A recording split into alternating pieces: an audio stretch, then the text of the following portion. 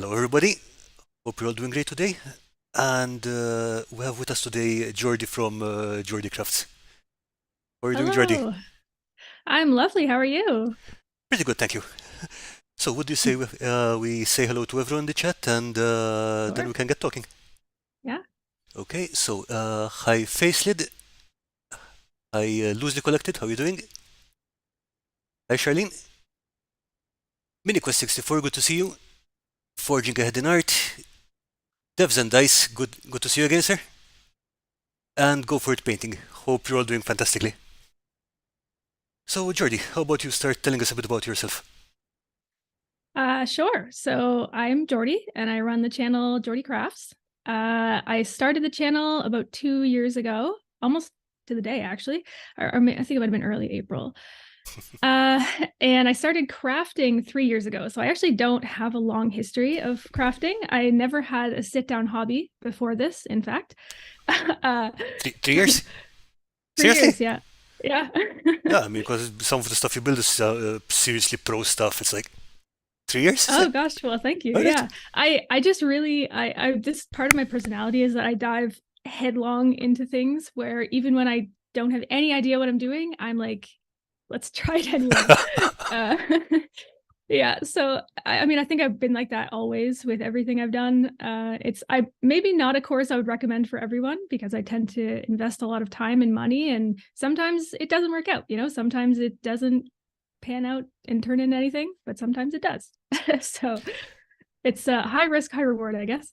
Yeah, I guess. But it's like unless you're doing parachuting, diving in head first isn't really a Yeah. terrible thing. Yeah, exactly. Uh, so yeah, and my channel, if you don't know, mostly focuses on dioramas and terrain. So I focus on like ornamental things for the most part. I work with lots of mediums and techniques. So I use woodworking, clay sculpting, 3D modeling, 3D printing, electronics, miniature painting, making. Oh, my camera just had a bit. Hold on. Oh, are we back? I think we're back. Yeah, you're Okay, there okay. we go. You're Sorry, I was you're having a moving little. at least, Okay, there we go. Yeah, and yeah, making wire trees, flocking terrain. I really like to have my hands in everything. And it's also kind of perfect for me. I tend to get a little bit burnt out if I do one thing for too long. So if I were to just mini paint for weeks on end, I think I would really burn out on that. But it's nice where I get to switch it up all the time. So, I'll mini paint for a few days and then I do a resin pour and then I'll do some woodworking and I just kind of I get to keep it fresh and interesting. I enjoy it. yeah. um Okay. and yeah. Leif is saying 3 years. Wow, Rookie of the Year award. Yeah, no kidding. Because I was always wondering, but how did you manage to learn all those skills? Because like you said, it's woodworking and clay sculpting and 3D modeling and Yeah, so the only skill I have any sort of history in is woodworking, and that's because I did some woodworking with my father in the wood shop when I was young. okay. So that one I do have a little bit of history in. I wouldn't say I'm super proficient by any means, but I do have some skill. But as far as the other stuff, the reality is like we live in an amazing time where we have infinite knowledge, at our fingertips. Like I watch so much YouTube, it's probably a bad thing. uh, but everything I do is built on the shoulders of all the people before me, like I think like Real Train Hobbies, like the Terrain Tutor, like Luke Towan. There's so many amazing people out there that have just so much, they produce such amazing content and good knowledge. And yeah, I everything I do I learned from basically YouTube or Reddit. That's both impressive and scary. Yeah, it is. Yeah, I agree. So, how did you get started with this? Because how did you decide to start making the ramas and things? Because most of the people who come to this channel usually either from a gaming background, so they make stuff for tabletop games and so on. But sounds like you just came with this. Okay, I want to craft stuff. Is that what happened? Yeah, I just jumped in. So I had played D&D before, so that I do have like some history, probably 6, 7 years, actually probably longer than that now. I've played D&D for a long time. But we did mostly theater of the mind. We'd never really had miniatures on the table for the most part. So that wasn't really the reason I started. Actually, it kind of was in a roundabout way. I was gonna make a gift for a friend of a dice tray. I really wanted to just, I don't know, I had this idea that I was gonna, COVID had just started and I was, alone and bored at home.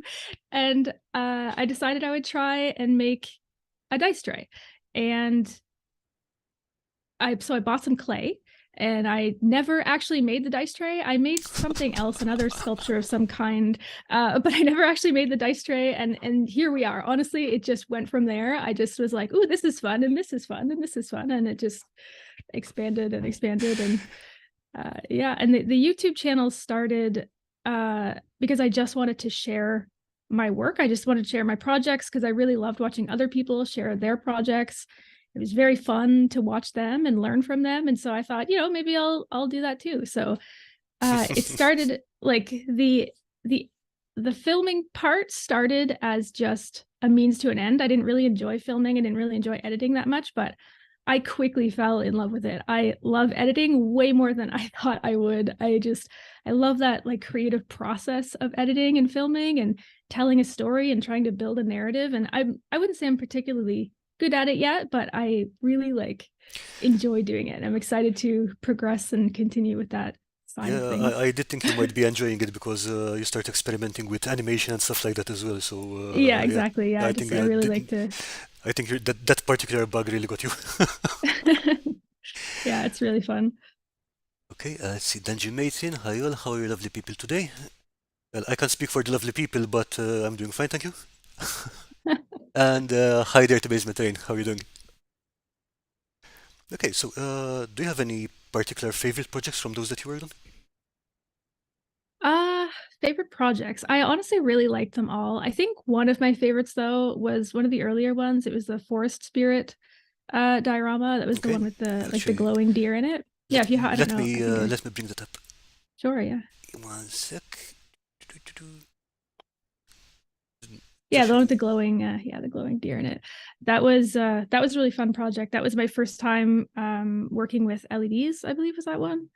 Well, I guess on that scale, I had done like a single LED, but I'd never done more than one LED in a project. Uh, and I thought it turned out really cool. The glowing mushrooms was an idea I just thought of in the middle of the night, and I was like, maybe that'll work. Let's try it.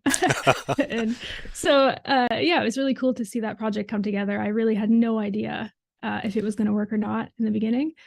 But yeah, I really enjoyed that one. That was also the project I fell in love with editing on as well.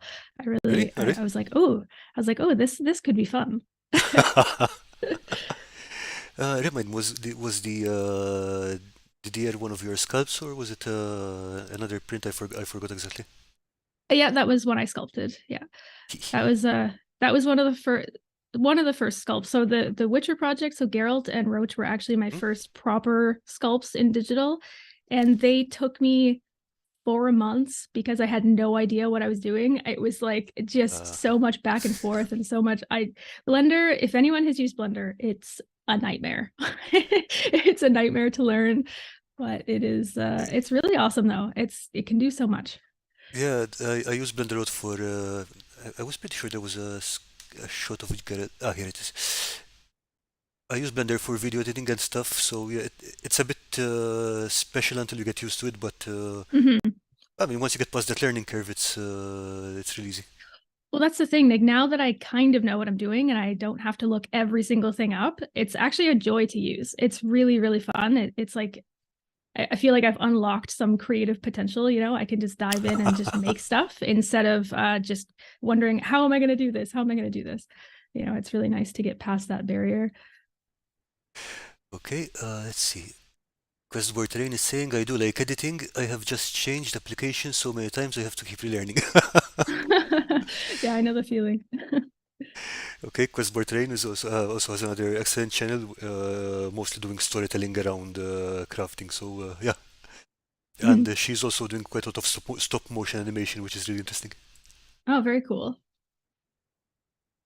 So again, I mean, going back to the Witcher diorama, for example, and the Mhm. So you just decide, okay, I want a witcher or a stag or something, and I'm just going to learn how to sculpt that. Sorry, can you repeat that? The audio Uh, cut out a bit. Sorry. So when you decided to sculpt the forest spirit Mhm. or the witcher diorama, were you like, okay, I want to do this, but I have no idea, so I'm just going to learn sculpting. That is exactly it. Yeah, and I think that honestly is what separates people who learn a lot of skills from people who don't end up learning. And there's nothing wrong with if you don't want to take on a bunch of skills, don't do it. You don't have to, if you want to specialize, that's perfectly fine. But I would say a lot of people are intimidated by trying to learn multiple skills because they don't know what they're doing in all those skills. And I will say that one thing that I do is I don't care if I don't know what I'm doing. I have no clue and I will just jump in anyway. It's like we'll just see what happens. And so yeah, that's my approach and so far it's worked okay, I Yeah, think. it seems to be working fine. Thing is that Yeah. I tend to, when approaching a new skill, for example, I tend to go with baby steps, like try something small and then try something a bit larger and then something more complicated. Yeah. See, I don't do that. And sometimes it's a problem. Sometimes it's a problem. So with my current project, I'm doing for actually, I don't know if anybody except my patrons know this actually, but I'm working on a large resin pour project. So Hmm? it's very, very large, like $300 of resin large. Yeah. And I made a mistake, but it didn't end up ruining anything, although it was a waste. I wasted about $100 of resin. Ouch. So that wasn't fun. um, However, I think I learned so much about resin on this project that I don't regret it, even if it is $100 of wasted resin. However, like I said, I don't think that approach is really right for a lot of people. Like a lot of people don't like to take that risk, or financially can't do it at the time, and that's perfectly fine. So I think everybody has to find a way that works for them. So a slower approach, doing small things, I think that's a smart way to start to learn your lessons with smaller projects rather than jump in like I do. It's not always the best approach, but like I said, it's something that I really enjoy it. So Yeah, I mean, it's definitely working out for you. yeah, I like taking those risks, I guess. Okay, and Dungeon Matron is saying, I love experimenting with new material. Science! Yeah, I mean, you can call Yes, it science exactly. and make it legit, yeah. Exactly. I am 100% agree in agreement with that. Okay, and Elfhelm is saying, your bonsai tree was fantastic, can't wait for any new projects. Yes, your trees are, in fact, one of the things that I really liked about your channel. Not sure if this was the tree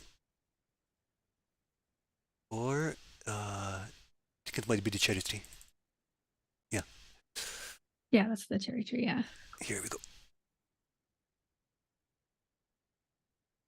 So because I think if I remember correctly, then in the Witcher diorama you were going through several different ways of making trees, yeah? Hmm. Yeah. And I'm actually going to be making a birch tree tutorial at some point in the near future because I did get some requests on that on how I did the birch bark. But yeah, I feel like I've kind of become like the tree girl on YouTube now. So just to keep that going, I'll make a birch tree tutorial just to keep with the theme. But even the photography in these is really, really good. Oh, thank you. Okay, and I remember particularly this one. I remember this video. I Hmm. remember looking at the thumbnail saying, okay, this is one of the best made conifer trees that I've seen, miniature conifer trees. I watched the video and I was like, I am not building that. Oh, yeah, no, and you know what? I don't blame you. It's ridiculous. It's a ridiculous process. I think that this method would be good for maybe like one or two showpiece trees, and then if you have a full layout, don't use this method for more than one or two trees. It would take you eons. I think each tree took me like 6 hours, so it's a long time for a single tree. Ouch. Yeah.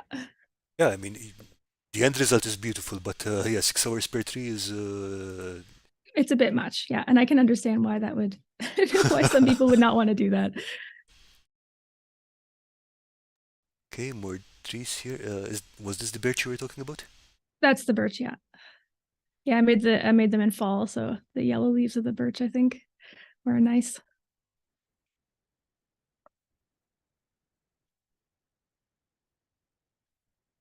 Do you have any techniques that you prefer over others? Like, for example, do you enjoy working with foam more than, I don't know, clay, or do you prefer clay to foam? Do you have any preferences that way? So I prefer both actually. I really like working with both. I think they both have applications they're more suited to, if that makes sense. Foam is really good for large things. If you need a big, like a large landmass or something, then it makes sense to fill that out with foam. And then, so I like to cover things in clay. I find it gives it a bit more texture than even you can get with a hot wire cutter. Now that I have a hot wire cutter, thanks to my patrons, you guys are amazing. Uh, yeah, so I generally start with foam and then work with sculpt-a-mold or clay on top of that foam. In this case, actually, in the diorama I'm doing right now, I didn't do that. I actually did use foam for the actual end piece. Like I painted the foam directly, and I really enjoyed that. So I think and for that piece, it's smooth basalt.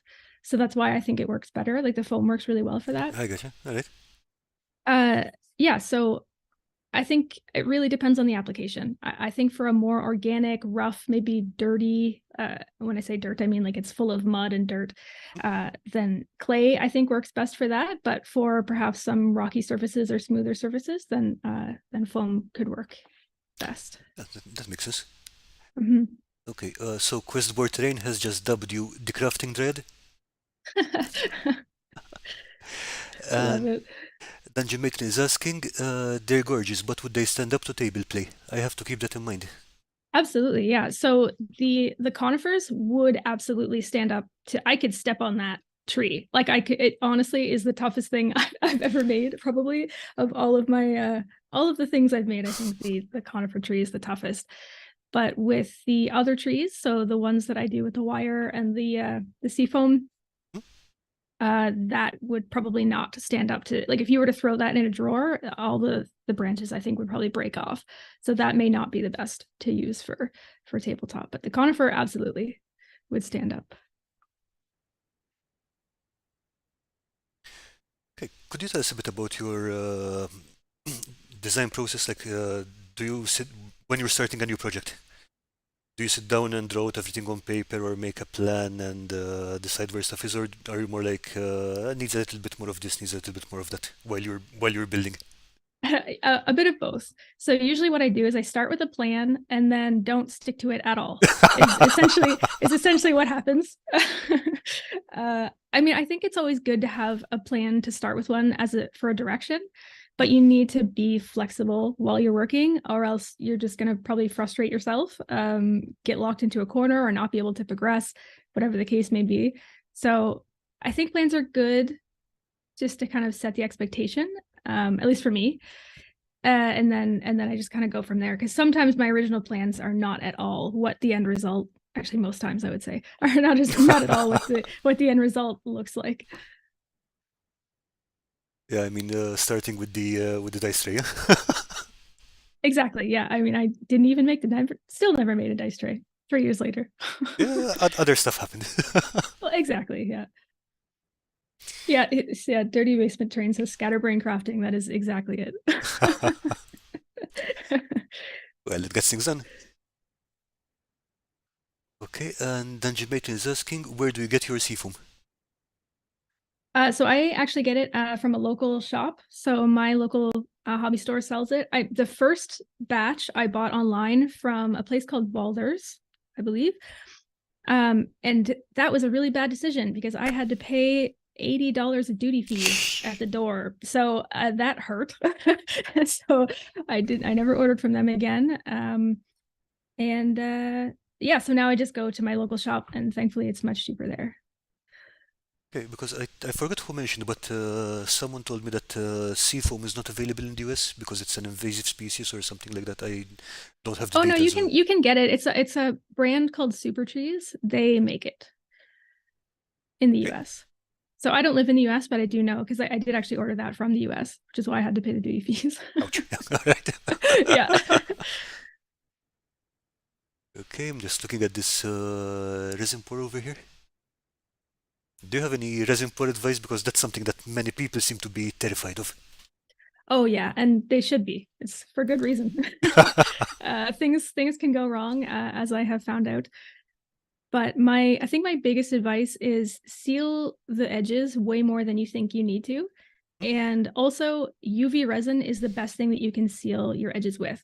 So if you're putting up barriers of acrylic or whatever you're using, seal every single edge with UV light because it seeps into the exact same areas that resin gets into. And then Okay. make sure that you hold that UV light against it for a while. And I have never had any leaks after I started using UV resin.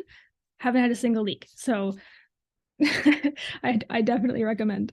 Yeah, and I know that you some of the pours you did were pretty complicated. I think there's that one where you had to cut the a casing for the pour. Oh yeah. Yeah, Yeah. and I mean if that didn't leak, you're good. Yeah, exactly. Yeah. And that was the UV resin that I used for that. Yeah, it's very effective. Okay, let's go back to something smaller but definitely very detailed. That was a really fun project too, the storm piece. And that was actually one of the few ones that kind of ended up the way that I wanted it to. Yeah. It's the tentacles are a bit different. Like the way that the storm attaches to the tentacle was a bit different than I had in mind. And the ship is a larger scale than I had originally intended as well. But I didn't really realize until the very end. And I was like, I'm not remaking that. That's crazy. So I just stuck with it. But that was actually the first diorama that I used Arduino for. So I coded the lightning pattern for that one. Oh crap! All right. Now you can't, yeah, obviously you can't see that in photos, but yeah, it has like a lightning pattern that kind of flashes randomly up through the clouds. So you can see the bolts travel through the clouds and down through the tentacle, like through the lines on the tentacle where the light shines through. What do you use for the water effect here? Because it looks really good. So that was just a plain resin pour, and then I used on top of that, what's it called? Oh, gloss gel, the gloss medium. All right. And I mixed it with a little bit of baking soda to give it a little bit of like thickness and texture, a little bit of whiteness, and then I just dabbed it on pretty aggressively. And then where the waves are, so where the kind of texture is around the boat and around the cliff, that is a mixture of so there's quite a bit of baking soda in that just to add some more water texture. And I've heard a lot of people say that it yellows. Now, obviously, I haven't been crafting for very long, so my oldest project is only 3 years old. But I have had pieces sitting in the sun for that whole time, and I haven't had any yellowing. So I'm not going to say it doesn't happen. Maybe in a decade it will be yellow. Who knows? But I personally haven't experienced any yellowing with the baking soda. So we'll keep an eye on that though, for sure. I mean, that's something I've also heard as well, but I think it also depends on the baking soda. If you're using something that's been in the pot for years and it's humidity got to it, Yeah. because once it's sealed, I mean, if I guess you seal this with some kind of clear coat or something, yeah, or not. Yeah, it's all sealed with varnish. Yeah. Yeah, I mean, if it's not getting sunlight and if it's not getting air, it shouldn't really yellow. Mm-hmm. Okay, and this reminds me, we're just today we started running the next crafting challenge. For anyone who's interested, that's going to be water terrain, and we're going to be running that till the 14th of May. So if anyone is interested, details are in the Discord. I'll just That's leave. exciting. Say again? That's exciting. Oh, yeah. We do these build challenges every so often. I mean, there's no prize or anything, but it's mostly people having fun. Oh yeah, for sure. It gets I find it's nice to have some motivation, external motivation to do something. Yeah, and trying different things because if I get stuck, for example, I want to make gaming terrain, I'm going to get stuck around the same area. Yeah. Yeah, But exactly. as soon as someone tries, like, for example, yeah, we need to do something with tea bags. which has happened, or pistachio Yeah, shells. that's cool. Okay, let's see. Monk tree is another tree. Oh wait, no, wrong one. Oh, I think it's the one below it. Yeah. Yeah. Yeah, that tree, that project was a reset project for me. So I didn't actually film that one Hmm? for YouTube. I just it was after the Witcher piece actually, which the Witcher piece took me 8 months because 4 of that was sculpting Geralt and Roach. And everything went wrong on that piece. I wasted $180 of good wood, walnut.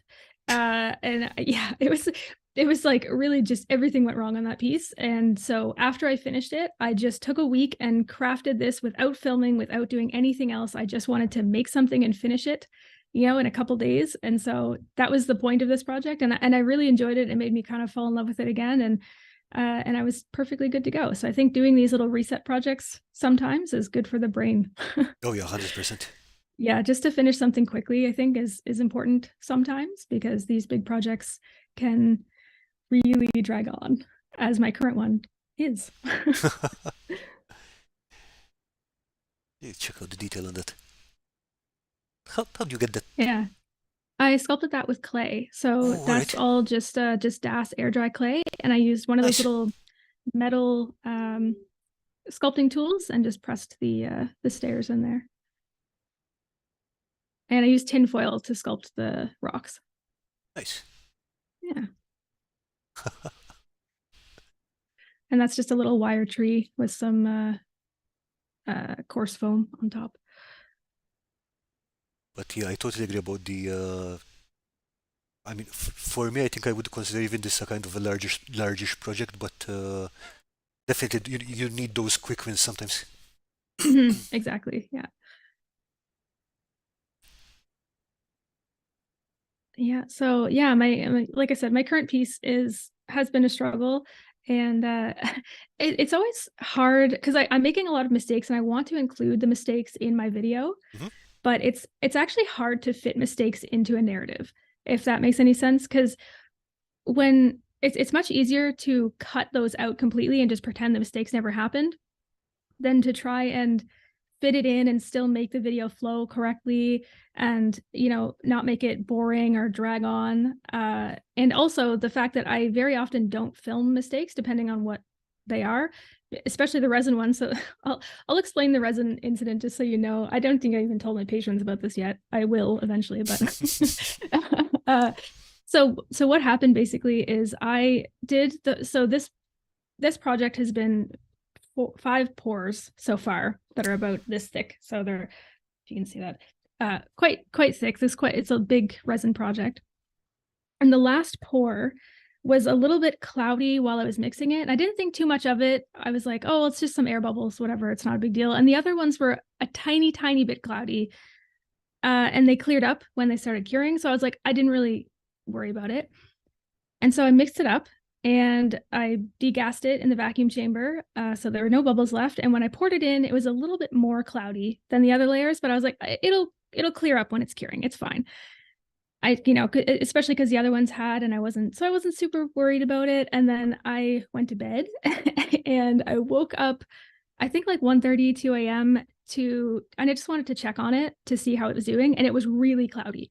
I Ouch. mean, you couldn't see anything. And I was like, oh my God, I already have $250 of resin in this thing. Like, I cannot do this. I can't, like, I panicked. And of course, I'm in my pajamas.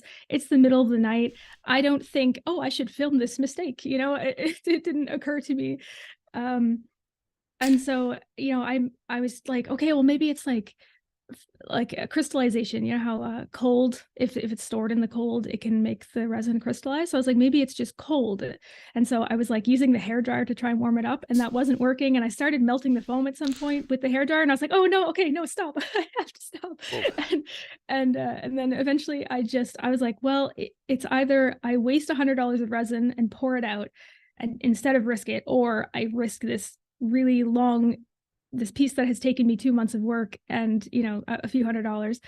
So I decided to pour it out So I had all I had to pour it into were these. Actually, I have one beside me. These cups. That's all I had to pour it into. So I just poured it into these cups out of the piece, and there's resin dripping everywhere. It's a huge mess.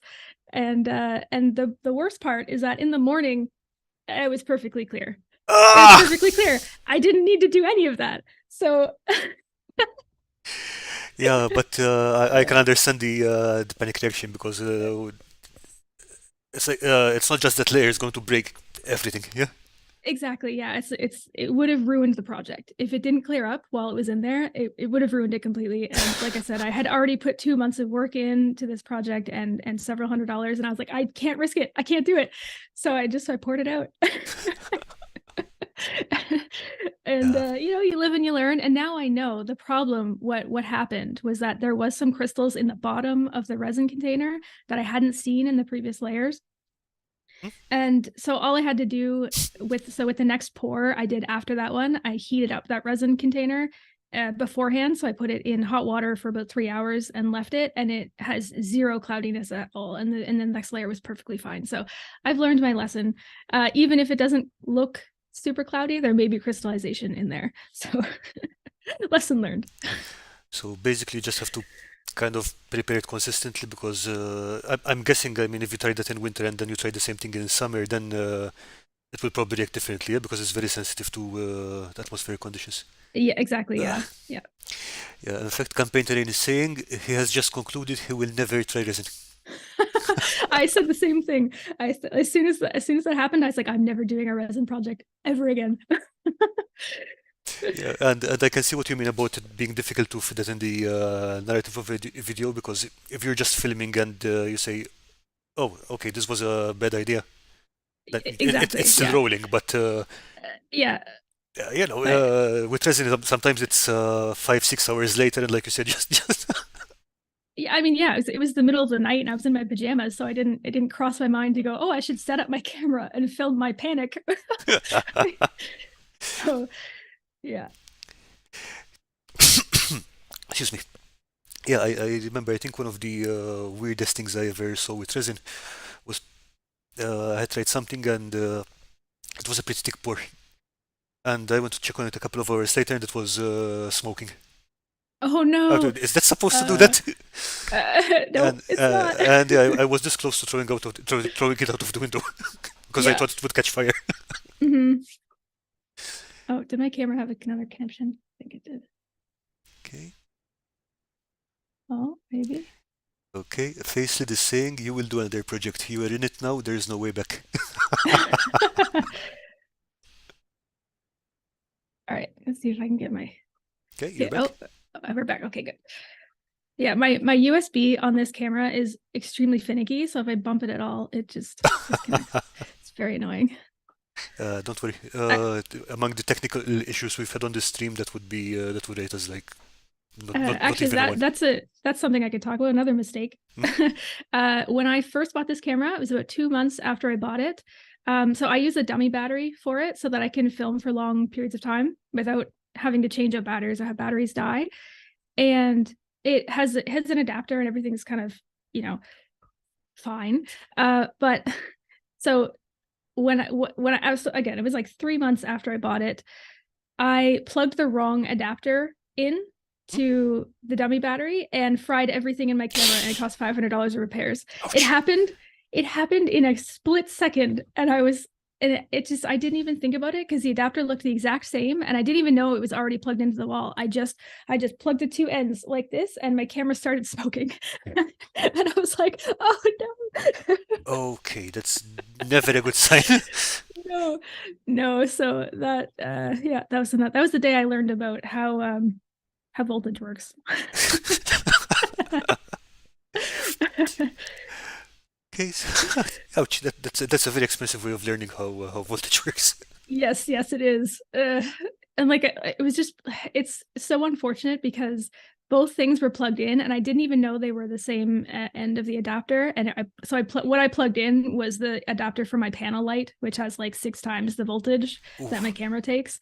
So yeah, it was not a pretty sight.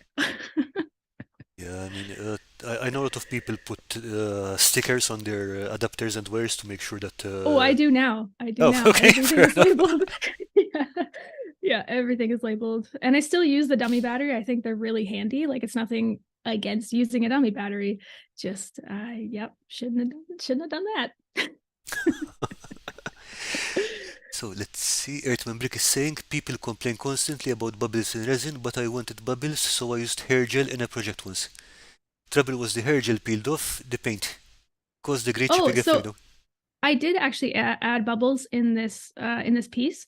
So I Which can one? explain how I did that in the piece that I'm working on Ah, right okay, now. okay. Yeah, so unfortunately I don't have any footage of that for you guys, or any photos or anything, but that video will hopefully be coming out soon. Fingers crossed, nothing else goes wrong. So how I added the bubbles for that, and I learned this technique from Thalasso Hobbier. If anyone has seen his channel, it's amazing. He does fantastic big resin pieces. That's his specialty. I think it's an Italian channel, yeah, if I'm not mistaken. He's Japanese, I believe. Japanese? Yeah. Okay, Yeah. I think I know the one. Is that the one with the water guardian piece or the? Yeah, he does have a big Okay, water garden yeah. piece. Yeah. Um, yeah, so I learned the technique from him, but basically what I do is I took UV resin and spread it out on some silicone and then took a little syringe and injected air bubbles into the UV resin and then cured it so that you cure the bubbles into the UV resin, and then when you place that into the resin, the bubbles stay. And you can't see the UV resin at all. It honestly just disappears and it looks really cool, really good. So I learned that technique from him. So it's a really good way to put bubbles. So how I did it is there's two scuba divers in the piece. And so I put bubbles coming out from the scuba divers, like above them. So it looks like they're breathing. And that's how I did that. Yeah, I mean, so you've got a good level of control with where you want the bubbles as well, yeah. Exactly. Yeah. Yes, It's a good way to do it. that's genius. Yeah. Like I can't take credit for that one. That one I learned from Thalasso. So So let's see. Loosely collected. Yeah, I have a USB camera that will do that. One of them, if I move it while shooting, it will lock to a blurred image. I usually have to unplug it and plug it into another USB port to reboot it. yeah, Okay. yeah, USB cameras they don't like behaving. Technology is fun. Okay. I know, right?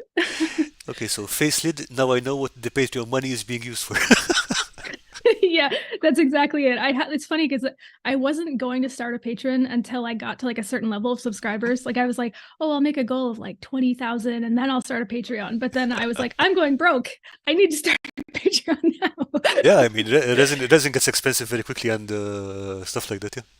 Yeah. Yeah, it does. Yeah. So I'm very, very grateful for the patrons. They are so incredibly helpful for supporting this journey of mine and my crazy ideas and endeavors. Okay, let's see. And Dungeon Matron is saying, I feel Geordie would be a blast to craft with on a meetup. That would actually be awesome. I would love to do a craft meetup. Okay, so I'm just going to drop a Discord link in the channel because the Dungeon Matron runs meetups every Wednesday and Saturday. Oh, cool. Okay, is it every Saturday or every other Saturday, Lisa? But anyway, in the meantime, here's the.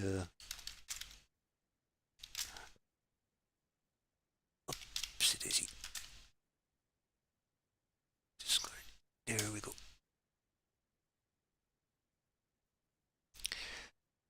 Okay. Awesome. How do you find it? Because some people are crafting solo, some people like crafting while talking to other people. Is that something you can do? I started by mostly crafting solo, mostly because I have to look a lot of things up as I'm working. Like I said, I'm working with things I have never touched before most times. In fact, usually when I start a new project, I say the words, okay, let's not try anything new on this one. Let's just do a quick one. And then it lasts like 20 minutes, not even. And then I'm like, oh, but I could try this and I could try that. And I could, yeah. So I'm always looking things up. I'm like, how would I approach this? And then I watched a ton of YouTube videos and I go on Reddit and on Stack Exchange and see what I can do and what I can find out to to learn how to use some new technique or whatever the case may be. However, I find now I would, especially doing the things that I'm more comfortable with. So maybe if I'm mini painting or if I'm doing sculpting, then I can chat with other people while I'm doing that because I don't have to look up things as much as I used to for those particular, areas. But there is still lots of stuff that I do have to look things up for. Yeah, I find that I find it super useful when I'm doing repetitive stuff because having someone to talk to just takes your mind off. You're just doing the same thing over the 6 million time. Exactly. Yeah. Okay, David Rush, how are you doing, sir? Good to see you. David is from Terraintronics. He's our electrics guy.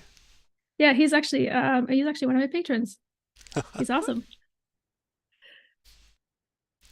Okay. By the way, is electronics also something you started doing in the last years? Pardon? Is electronics also something you started doing in the last years? So, Yeah, I had no idea I didn't know even what a circuit was before I started.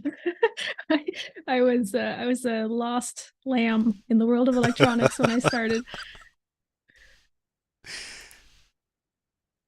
okay, so let's jump back to your projects here one sec. Yeah, sure.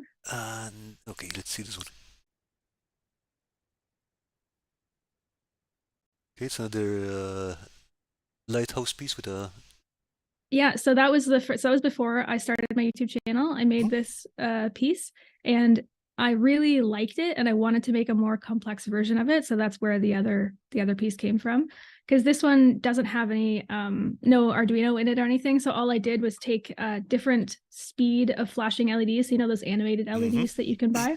I took different speeds and then just put them in series with each other so that they would interrupt each other to cause a bit of a lightning effect. But it wasn't it did the job, but it was maybe a little too, it wasn't quite as random, I guess, as I wanted it to be. So I was like, I want to do this with more purpose, more, to get the lightning right in particular, but also to make a bigger, more complex piece. It's frustrating when you're almost there, but you know that you can, just improve it that little bit. Exactly. Yeah. And I didn't know anything about electronics at the time. Like I said, just me putting those in series was already the kind of pushing my knowledge to the boundary there. Okay, let's see this one. This is Port Morian. Yeah, so that is a place that's pretty close to my home. This is in Nova Scotia, Canada, for those who don't know. I made this for one of my best friend's mother, actually. She's from Port Morian, and he wanted to give this as a gift for her. So it was kind of a combined gift. I made it, and he paid for some of it and gave it to her. And yeah, it was a really fun project to make. Again, this was before my YouTube channel, so before I actually filmed anything.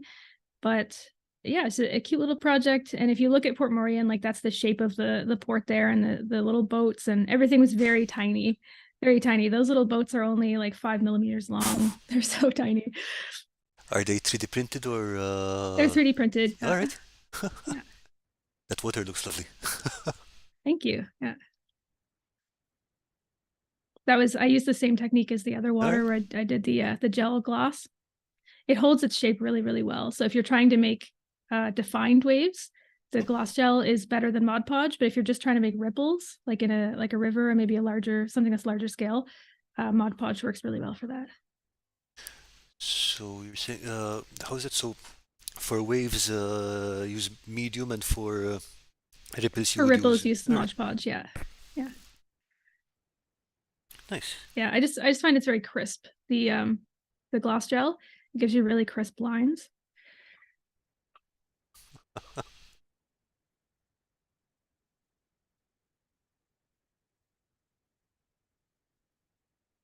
Oh, Forging Ahead in Art asks if I have any plans for collabs. I do actually have plans for collabs.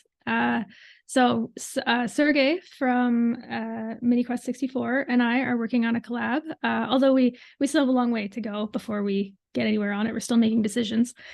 And I'm actually doing a big collaboration that we just chatted about in the Discord. I want to make sure I don't miss anyone here with Simon, so Zamikito, Lila Mev, the Mini Witch, Sergey, Lloyd, the painting coach, Alice from Ataraxia, and James from Rising Ape. So we're all doing a collaboration project together. So I'm very excited to start that. I think we're doing that one in the summer, so that's not in the super near future, but yeah. Okay, and I see here there's a very good question from RJ's Model Box. Apart from a craft knife, what tool would you use the most for diorama builds? Ooh, And I don't mean ooh. paintbrushes. Yeah, that is so tough because I use so many tools. uh, what I use most for terrain, I would say probably clay and sculpting tools, because those you can make a lot of stuff out of those.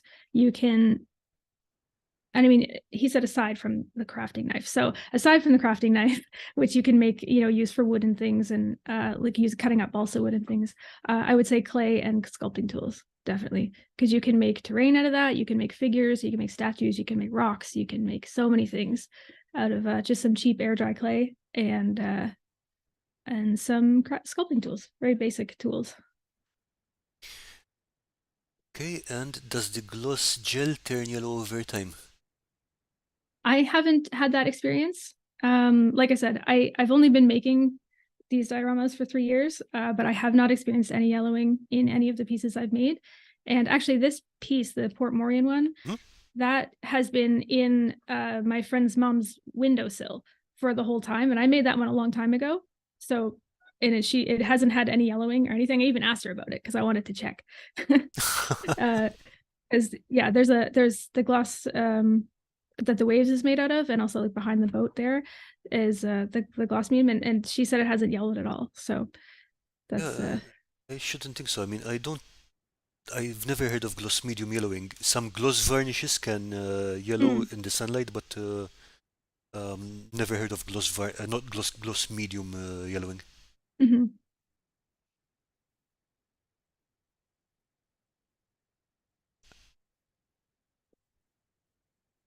Okay, and yeah, this was the Christmas ornament saga. Oh yeah, yeah. Yeah, so this one actually I made before my YouTube as well. This Hmm? one was for my boyfriend's mother, actually. And it was just, she told me to just do what I wanted. She was like, just make something Christmas related. And so I had fun with that one, making Santa eating the cookies there. But you had made a more recent one, no? I did make a recent one, yeah. So a different version of this one. So that one has the one that I made in the YouTube video was Hmm? for my parents, and that has their two dogs in the scene as well. But it is fairly similar to this one. I definitely used a lot of techniques that I used in this one, like lighting the tree with fiber op. All that was the same techniques that I used in this diorama.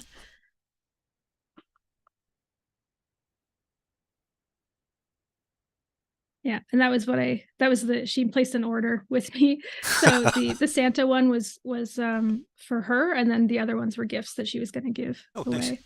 Yeah. Kitty. Yeah, this cute cat in there. Yeah, those are the ones. So that was back when I was taking commissions. So I'm not really taking commissions anymore. I occasionally do a 3D model commission, but not very often, because I really like to work on what inspires me at the time, instead of doing kind of someone else's project, I guess, if that makes sense. So I've stopped doing commissions for the time being. I'm not saying that I'm not open to it in the future, but for now, I just want to explore my own creativity and just see what I come up with when I work on what I want, I guess. Yeah, I get you. Besides, the thing with commissions is that they're essentially a job. Yeah, So there's exactly. that extra pressure on top. Mm. And that's part of the reason as well, is that I feel this pressure that it has to be absolutely perfect, and that I have to have it to exactly what they envision it to be. And as I mentioned before, my projects very rarely turn out how the initial vision was. So that puts this added pressure on trying to make it work when I'm rarely able to pull through on that side of it anyway, to make it perfectly exactly what it was supposed to be. Okay. That one was my very first diorama. That was the very first one I made. Was that little one there. Okay. And I wanted to make a little a weirwood scene, from Game of Hmm. Thrones, like the godswood. Yeah, that was. I wouldn't say it looks like a weirwood scene, but I tried. I mean, the vegetation looks really nice, and one thing I like about it is the presentation of it. The fact that it's in a sphere, it's very striking. Yeah, I thought that was a cool. I had these leftover like Christmas balls, like craft balls for making ornaments, and I filled one of those with it, and yeah, it turned out pretty good. That was the diorama that set my love of dioramas off. That was what triggered the like, oh my god, I love this. I love making tiny things. Yeah. Yeah, here you go. Yeah, I mean, it's also something that I'm seeing with your other projects as well. The bases that you turned for them, for example, in this case, Mhm. go-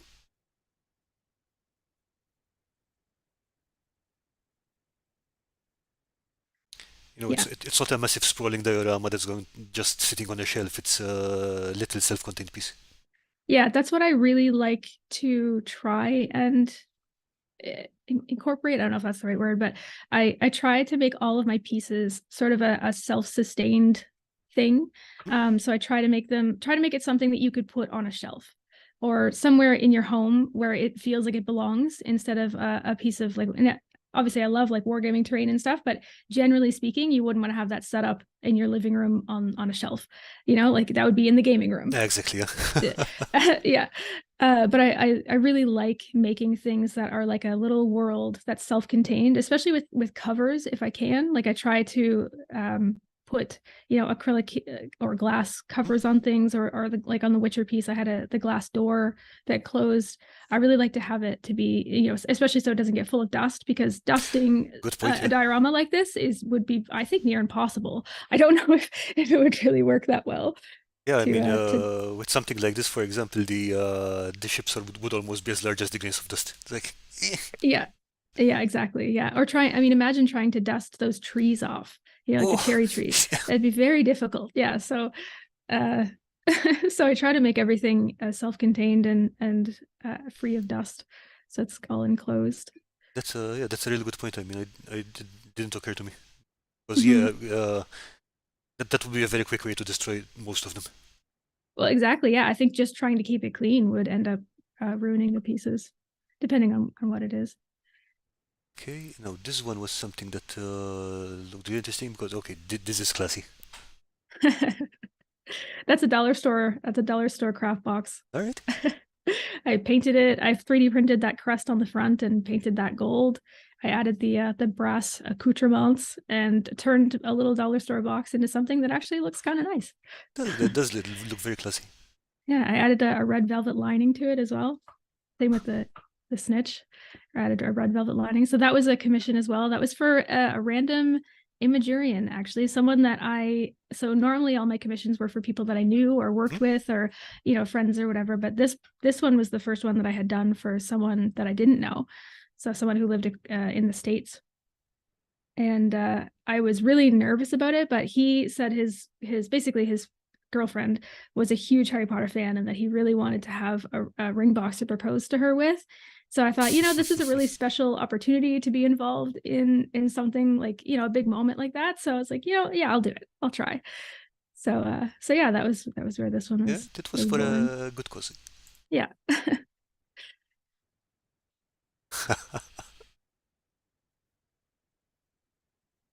And Uh, and that was so that was the first 3D model I made. So I didn't do any sculpting on this one. So mhm. like I said, Geralt and Roach was the first time I sculpted in Blender. This one I did before that, and this one doesn't have any sculpting. It was just modeling. All right. And this took me a really long time as well, because I had, again, no idea what I was doing in Blender. So did you design the whole hinge system and I did, yeah. oh wow, all right, nice. Yeah. It's nothing complicated. I mean, I made it so that the hinge pin would be a toothpick. I made it to the right size. Like, so I really made it as uncomplicated as I could. Hey, simple solutions are good solutions. Yeah, exactly. Okay, so let's see. Dirty Basement Terrain is saying commissions can suck the fun and freedom out of crafting. That's why I don't do it anymore. Yeah, I agree. Okay, and Lose the Collector is saying I use cheap foam core slash foam boards a lot. I also use a lot of recycled cardboard, all to keep costs down. I find them to It's a good way to do things. Mhm. I find them to be underappreciated or ignored. What materials do you find are like that? So I use some cardboard sometimes, but I really do need to explore cheaper methods. I think the XPS foam is really the only thing that I use that's on the cheaper side, and even then, it's not extraordinarily cheap.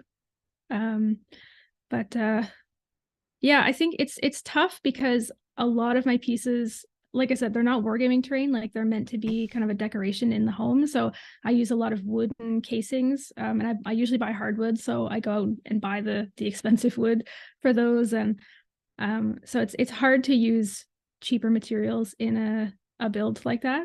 I'm not saying it's impossible. I certainly should explore it more, but Yeah, but again, I mean, like if you're doing those bases and those are going on a living room shelf, you, you mhm. you need the good wood.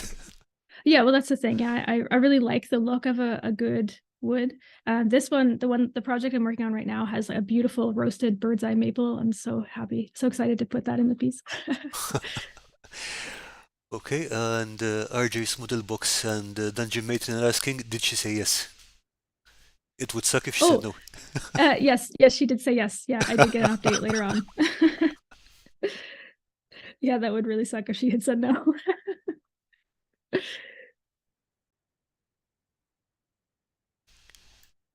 Oh, there's more of the inside of the box.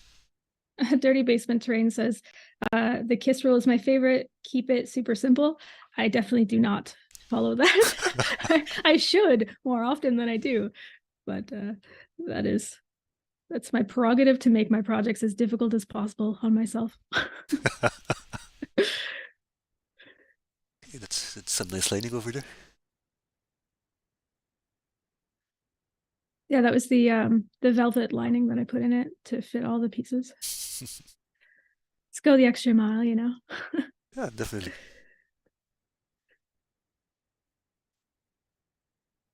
Okay, let's see. Is there is there any project that you said told yourself like, okay, I would like to do this, but I don't think my skills are there yet, or do we just go? The current project I'm working on was something I actually thought of a little while ago. Hmm? So I'll call it the Cthulhu project. Ooh. I don't want to give everything away, but I'll just I'll give that bit away. Yeah, that was something I had actually thought of doing a few projects ago, but I was like, you know what? I will hold off because I really wanted my 3D sculpting skills to be a bit better before I did the big Cthulhu sculpt. It's a very involved one, very detailed piece, very large piece. So I did actually wait. I held off on that one, but I'm making it now. Still making lots of mistakes. But yeah, that was a piece that I held off. And there are some pieces that I have in my list of ideas that I'm kind of waiting before I make them until I have more skill, particularly in coding. So Mhm. there's projects I want to make that have moving parts, or particular animations with lights and whatnot, that I'm holding off until I learn more about that side of things, I because get I it. really don't know too much about coding. So it's that I know that's going to be a slow process, but I still manage to take on projects that I have no idea what I'm doing all the time. Keeps things fresh. Keeps things fresh. Yeah, exactly. Okay, let me check one more thing down here. Oh yeah, also had a question about your trees in particular. Apart from seafoam, what do you use for the foliage? For foliage, Yeah. so I occasionally use some fine turf or medium turf. I do tend to mostly stick to seafoam though. I really like the look of seafoam. And I mean, if you know anything about my dioramas, like I really try and make everything as realistic as possible. If I was making terrain, I don't think I would use it, especially because it is so brittle. It is so Mhm. brittle. It's I don't think it's really a good option for a tabletop environment. So yeah, I really haven't used anything for my trees other than the technique I showed in my conifer one, which is with the wire, or the seafoam trees. So I don't actually have a lot of experience with other things, although I've seen many people use other techniques in my search of, going sifting through tutorials on YouTube. One sec. So, Earthman Brick is asking, Geordie's animation in Blender was great. More animations incoming? Yeah, well, thank you, first of all. That was also a nightmare because I thought I knew Blender at this point. I was like, oh yeah, like I'm comfortable in Blender. I know what I'm doing. I can sculpt, I can model. That's it's not perfect, but I can get what I need done. But then I tried animation, and that was a whole different ball game. I was not expecting it. It was like learning a whole new piece of software. I didn't expect it to be that difficult. I thought it would just be an addition to what I already learned, but I might as well have not learned anything. Yeah, but I do plan on making some more animations. Probably keep them shorter. I think that one was a bit long. I was experimenting with that video, and it did kind of flop in the end, which is fine. I think that was much too long for an intro, but I certainly enjoyed making an animation, and I want to put more in my videos, but I just have to figure out a way to put them in that doesn't break the flow and that doesn't, drag on for too long. So definitely will be more though.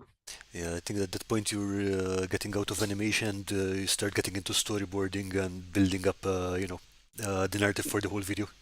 Yeah. Yeah, and I used to try and do that. I used to try and build a storyboard out for my videos, but the problem is that you can't plan for what actually comes up. So I stopped doing that. It's just, it doesn't work with this style of video. I think it works fine if you have a talking head video and you want, to make your points and stay concise and on track. But for this style of video, you just get, it's the Wild West. Yeah, I mean, for my own videos, I find it difficult to plan ahead because I don't know what I'm going to be doing until I do it. Exactly. I So, mean, there's sometimes where I plan ahead and then the thing I try completely fails and I have to come up with something else, so it's like, oh, well, that completely derailed my whole plan. so let's see. RJ's model box. I missed the beginning, and you possibly answered it already. What made you start crafting? I went to a model railway show and saw a diorama and said to the husband, I want to do that, and he helps me. That's awesome. That's a good story. Well, yeah, like I said, I did mention it earlier, but I'll briefly kind of recap. It started because of COVID.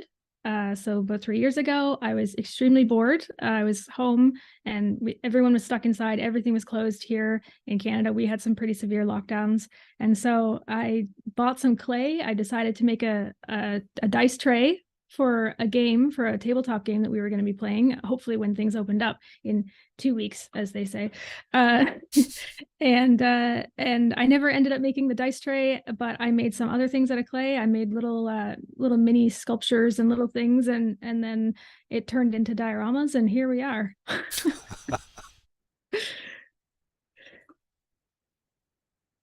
Okay. Question: is there any tool or technique or something that we want to try but haven't gotten onto yet? Tool or technique I haven't tried. I think the only thing, like I mentioned before, is adding animations in like animated moving parts into a diorama. So adding things that actually move in a diorama would be very, very cool. I've seen some really cool like mechanical designs from people that I would love to implement. I also saw a diorama recently that had a Tesla coil in it. And I just thought that was so cool, even though it's completely impractical. I love it. I love it so much. So who knows? Who knows what the future holds? And one thing too is that I haven't done it yet, but the next thing on my list, the next skill, I think, is metalworking. So I would love to like get a small forge and do some metalworking. Nice. That's the next skill I want to learn, I think. Yeah, I think you had talked about it a couple of months ago on the other Discord. It's yeah, that would be really interesting.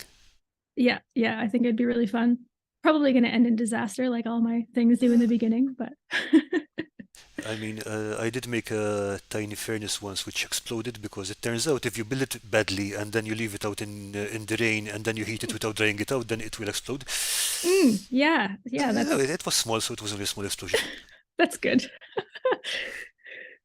Yeah, but again, so let's see, you're going to be looking into programming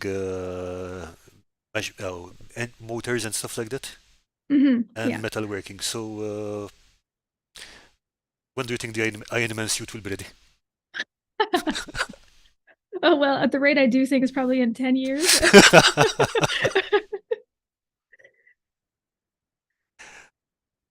Okay, Dungeon Matron saying, would that be Michael's Frankenstein diorama? You mean the one with the Tesla coil? Yes, it was. Yeah, Because yeah, that's that's the from one. Net One Videos. Yeah. Yeah.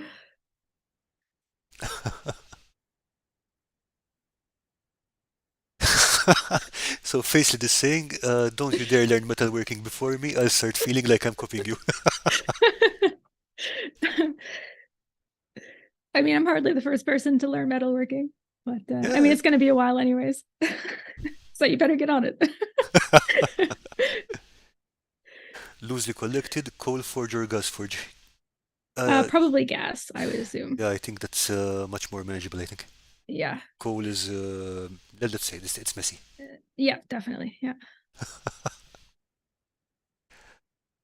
Okay, let's see. With John's tabletop workshop video, he made a tornado. Oh yes, that's talking about tabletop witchcraft Oh, yes, tornado. Yeah. yes, I saw that one. Yeah. Yeah. So, what do you say we go and take a look at what these lovely people have thrown into the Discord? Yeah. Let's do it. Okay, let me find the top It's of always so cool to see other people's creations and what people make. That's why I love watching those YouTube videos, you know? Just Yeah, for just sure. seeing what other people do. It's so cool. I mean, sometimes it gives me ideas. Sometimes, like I said, I'm like, that's beautiful. I am not going to try that. Yeah. Yeah. I felt that way about the lasso hobbier stuff. I said, man, I don't know if I'll ever try a big resin diorama like that. And here we are. Yeah, at least mostly make kind of pieces that are on the smaller side, so we don't have the problem of where do I put this. Mm-hmm. I think that Yeah, that's a, I've already had to pawn some things off to my parents because I live in a very small flat. okay. So for those of you who don't know, all of my crafting happens in my kitchen. So that's my studio. And I'm very grateful to have a tolerant boyfriend who lets me keep my film things set up in the kitchen during the week. And so yeah, I've already had to pawn some projects off on my parents because I don't have any room here. Yeah, storage space is a constant subject of discussion here. Yeah. Okay, so let's see. We've got some pieces from Earthman Brick. I have seen some of his work before. He's really good at weathering, like Yeah, really no good kidding. at yeah. Yeah, it's awesome. And it's mostly found materials, which makes it even more awesome. Absolutely. Yeah, that's awesome. Okay, in case you guys missed Steve's video last week, he's using this terrain with a little plasma toy. So yeah, go give him a look. Next one up is Lawrence from Dirty Basement Terrain. Oh, those are awesome. Yeah, Lawrence is amazing. Just the amount of work he gets done really quickly. I mean, these three would probably have taken me a couple of months to do because I do work very slowly. Yeah, I also work very slowly. So yeah, I'm always impressed. I have a patron in my Discord and he is unbelievably productive. I have never seen anyone so productive. He's just always pumping out terrain. It's crazy. I don't understand how so one person can be so productive. But yeah, Lawrence, these Yeah, those look are really good looking houses. yeah, they look fantastic. Look so quaint. Okay, I'm not sure if he already published the build video for these, but if it's not, it's going to be on his channel very soon. So great job. Okay, from an Earth A Dolon. I think I have no idea what it is, but it's from Gazebo Mimic. That's so cute. I love that. That is so awesome. What a cool idea too. I like that. Yeah, it reminds you of the The giant from Neverending Story. Yeah, definitely. I can see it. That's some nice rock painting as well. Hmm. Yeah, very good. Now, if I'm not mistaken, this started life as a garden ornament. Oh, that's even more awesome. What a cool use for it. Yeah, because I do know that Gazebo Mimic likes to find these thrift store buys and stuff like garden decorations, old toys and stuff, and he upcycles them like that. That's so awesome. That's one skill I wish I had, or I should work on, I should say, is that I tend to really build everything from scratch instead Mm. of finding things and making it work for me. Like I everything I build from the ground up. So yeah, I should challenge myself. I should do that to try and incorporate more You things. need to channel the inner lazy person. Okay, this is from Steve's Paintbrush. So we've got Steve is a fantastic mini painter. He's saying that this was a commission he did. Oh, awesome. It's very gritty. Oh yeah, I love that style. I love the grimy, gritty style. there's more of his work coming up. So yeah, and he does have this whole grimdark Yeah. aesthetic. Yeah, awesome. Yeah. That's good. Okay, here it is. Ooh. Now let's see. Go to see if I can enlarge it 1 second.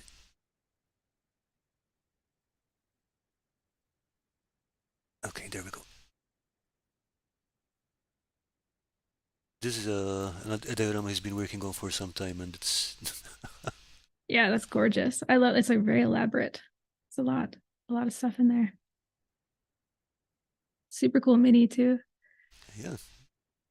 Uh, I think he recently published a video showing just how he painted this particular shield down here. Okay, cool. But yeah, that's the work of several weeks. I can imagine. Yeah. Yeah, mini painting takes so long. It takes so long. It's always I always tell myself, when I look at a project, I'm like, oh, I can do this many in a day. That'll be no, it never happens. It takes so much longer than I think it will every single time. Yeah, I mean, if it's something very simple and repetitive, like I think the last thing I painted were some wolves, but it's a pretty simple color scheme. So I think I finished them in 10 in a couple of hours, which is the best time I'm Impressive. ever did. But other stuff, yeah, I think at one point I had the longest I took was about 40 days for about 20 miniatures, which is not really very good time. Yeah. Yeah. I mean it just yeah, if you want the detail in there, it just takes a while. I don't think there's any way around it. Oh yeah, for sure. Yeah.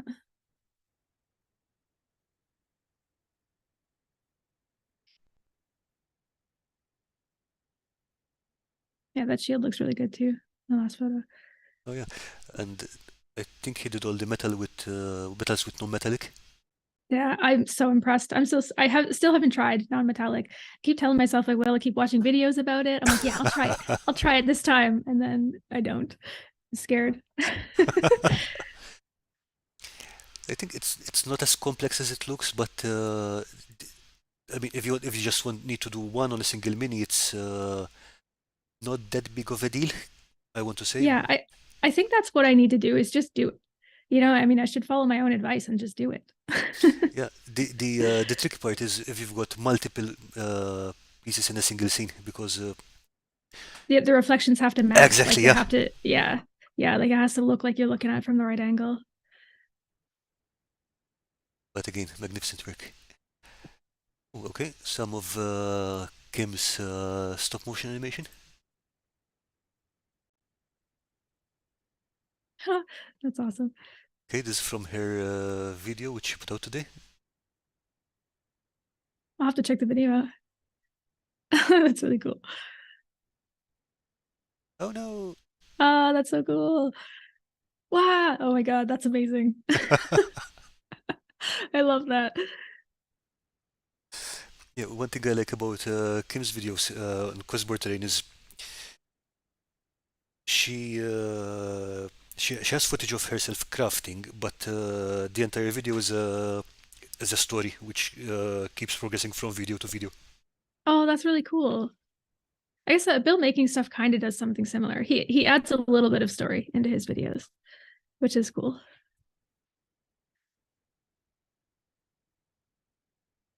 Okay, this looks like a fairly creepy guy or girl. I'm not Very, sure. very creepy. Yeah, uh, oh, creepy old Really lady. cool though. Yeah, I like it.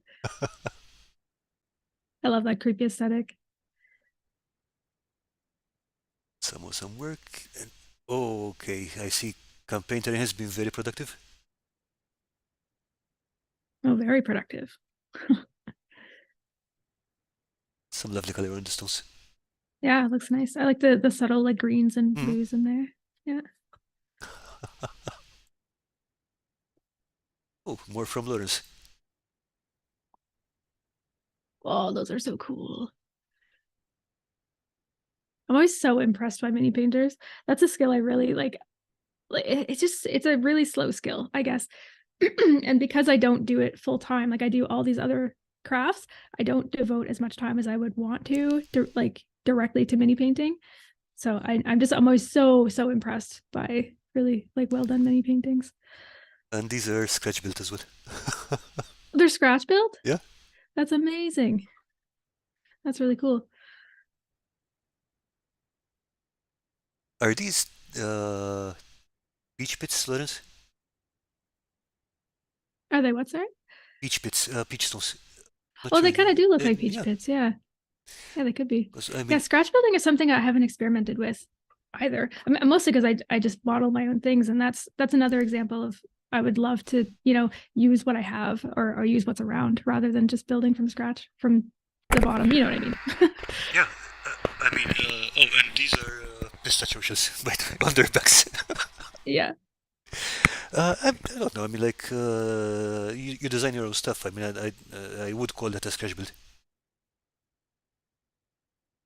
What did you say? Sorry, I, the audio's being a little finicky right now. sorry, I said you do design your own stuff and print it. I mean, I would still call that a scratch build. I suppose, yeah, it's from scratch. Like, yeah, so I guess by definition it still is a scratch build.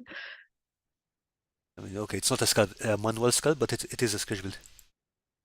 Yeah. But yeah, again, more fantastically creepy monsters from Lawrence. Oh, okay, more weathering from Earthman Brick.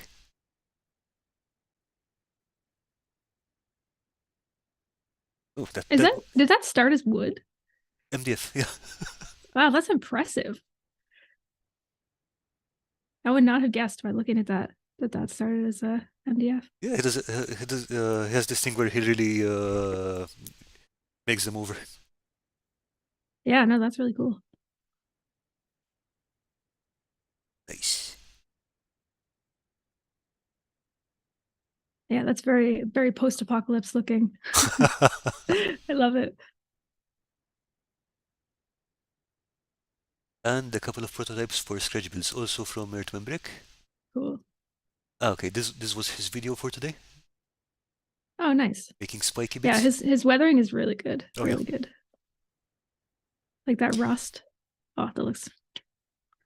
yeah. I mean, over time we've uh, gotten to know more crafters and people, and it's like you start to get the this. Okay, so Earthman Brick is my grunge person. So okay, Steve, how do I grunge this?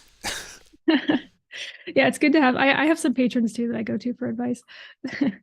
It's good to have people that kind of have their niches because there's a lot of people that are a lot better at things than me. So I can turn to them when I need help. Ah, okay. So Lawrence is saying that those eggs with the worms were foam. Right, nice. Okay, cool. Cool. They did have a really good texture. Oh, the backs were pistachio shells. That's cool. That's cool. Okay, let's see. Oh, put some more in here. Oh, Black Boss. Oh, so hi Black Boss, a new joiner, I guess. Good to see you. Oh, that's a nice texture. Oh, Matt. Yeah. Hey, Matt. How's it going? I've been following his work for a while. He's actually one of the reasons that I got into Blender is Yeah. Matt. Yeah. His work, he has improved so much. I remember like I watched his whole journey from starting Blender to where he's at now. Huge improvements. Very cool to see. Okay. Does he have a channel or Instagram or something? As far as I know, Matt, you can answer this. I don't think you have YouTube, but you do have Instagram, which I believe is just your name, if I recall correctly. You can answer this though. Okay, I'll definitely look that up because I'm a sucker for Blender material. Yeah, it's cool to see. Okay, but again, this is some really nice work. Oh yeah, that's gorgeous. Whoa, also huge. Yeah. So there's a whole table going on there. That's cool. Nice. Yeah, I've never attempted like a full table.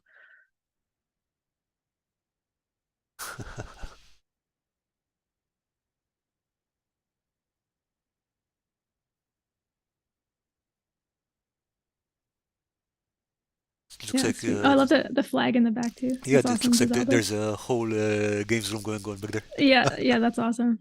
Oh, I'm jealous. I wish I had a games room. Yeah, me too. Because we don't have a games room, so I have to tear down my whole film studio when we have game night. Which is a whole thing. Yeah, that's a nice, good-sized table, possibly for more Yeah, time or stuff like that. Yeah. so it looks like it might be modular too. Maybe I'm wrong Yeah, on that, but it yeah, looks that way. yeah, Nice.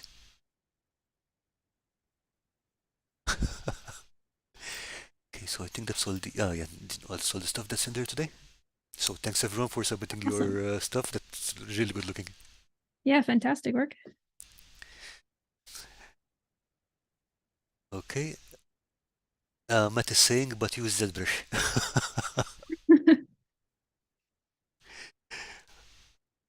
Okay, so Geordie, thanks again for joining us today. Do you have Oh any yeah. further thoughts or I don't know plans for the future that you want to share with us or anything? I think I went over most of the ideas for the future anyway. Um, but no, thanks for having me. This was an awesome chat. I am always nervous to be live because for two reasons. One, I often say dumb things when I'm put on the spot, and also I'm the queen of derailing conversations. So I was expecting us to talk about who knows sea foam or sea sponges by the end of it. Who knows? Okay, I mean you'll fit right in with the rest of the people here because we never have conversations that stay on the reels, so you'll be fine. No. Yeah, well, I'm the worst for it. Even on my own Discord channel, I always derail the conversations from away from what the channel is. I'm like, I'm sorry, guys, I should ban myself. Nah, you're good. But so feeling calmer now, not nervous or anything? Yeah, no, this was good. It's a good Ah, chat. okay, good to hear that. Yeah. Ah, okay, so I love watching your other videos too. It's really fun to see insights of other people, and getting some perspective of what the crafting is like for them or the mhm. filming or whatever the case may be. Yeah, it's cool to see some behind the scenes like that. So 1 second, because I think yes, Loosely Collect is saying that's our basement, game room, arcade, and home theater. Ah, you're lucky to have a basement. Oh, I that's wish I had a awesome. basement. Yeah, me too. Me too. And forging art, head in art, great job. Oh, that's nice. Okay, thank you so much. Thank you. Yeah, thank you. So for now, good evening, everybody, and thanks again, Geordie, for joining us. Next week we'll be back Thank with you. Tom Thompson to talk about the Dark Ages. In the meantime, have a great week, everybody. Night. Thanks, everyone. Bye. Bye.